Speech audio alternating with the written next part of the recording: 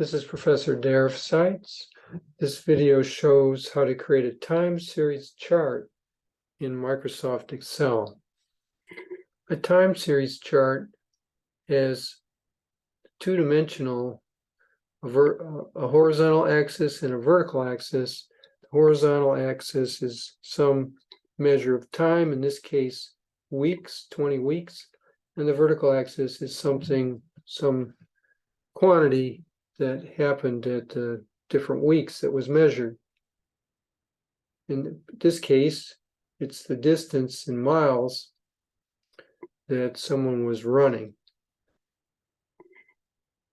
The chart type is a line chart, and to create it, first let's see, since it was already created, we'll select the chart, and it shows you all the data that backs it, including the labels there.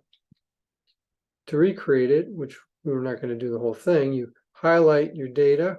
Well, you have to enter the data first, obviously, and then you select the data and insert.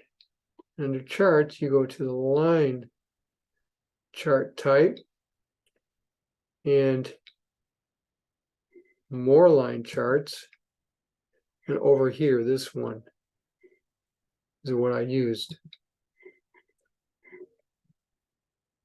That gets your chart in the spreadsheet, and you can drag it and move it where you want. You can resize it if you want, and you can also look at the chart elements. I added axes titles where I put the week and the distance in miles. I changed the chart title, and I also added data labels, as you can see there. You can click on the different parts of the chart to edit them or to get options and attributes available that you can just click to change things, turn things on and off. And this kind of a chart allows you to see a trend that the distance, the running was steadily sort of increasing, some ups and downs, but overall increasing over time. And that is what's so useful about all these charts, is because you can visualize relationships better than what you can see in a mass of detailed data.